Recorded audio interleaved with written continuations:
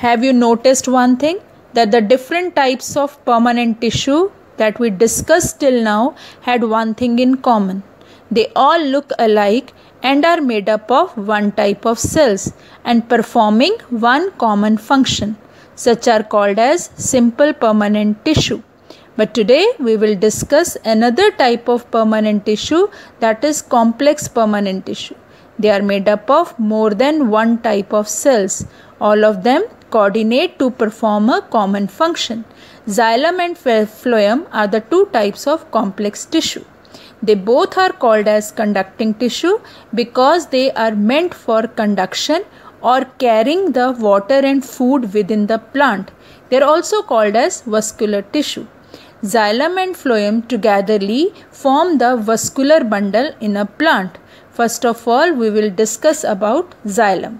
It is a complex permanent tissue that take part in conduction of water and mineral inside the plant. It is consisting of four major components: xylem tracheids, xylem vessel, xylem parenchyma and xylem fiber.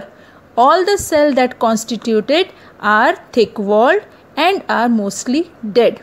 Tracheids and vessels are tubular structures which allow them to transport water and mineral vertically within the plant, that is from root to the top of plant. Next is xylem parenchyma. It stores food and help in sideways conduction of the water, that is to branches, to leaves, etc. This is the only component of xylem which is living. Xylem fiber. It is present close to tracheids and vessels and mainly supportive in the function. It runs along the length of tracheids and vessels.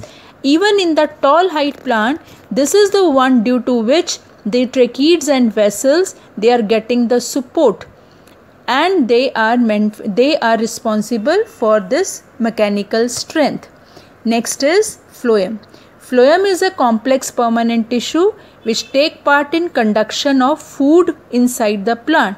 It is called as living conducting tissue as all the channels are made up of living cells. The four major components which constitute the phloem is sieve tube, companion cell, phloem parenchyma and phloem fiber. Sieve tube, these are the tubular structures. They are responsible for carrying the food. The sieve tubes, they have the perforated wall due to the presence of pores or called as the sieve plates. Companion cell, they are thin-walled cell lying along the side of the sieve tubes. They are connected to the sieve tube. Do you know, students, companion cell and sieve tube are sister cells as they develop from same mother cell. Phloem parenchyma, they are again thin-walled, living and is meant for sideways conduction of the food. They are also meant for storage. Phloem fiber, they are non-living. This is the one which is the non-living component in the phloem. They are thick-walled, dead and provide the mechanical support to the tissue. Do you know, student, xylem carrying the water but in upward direction.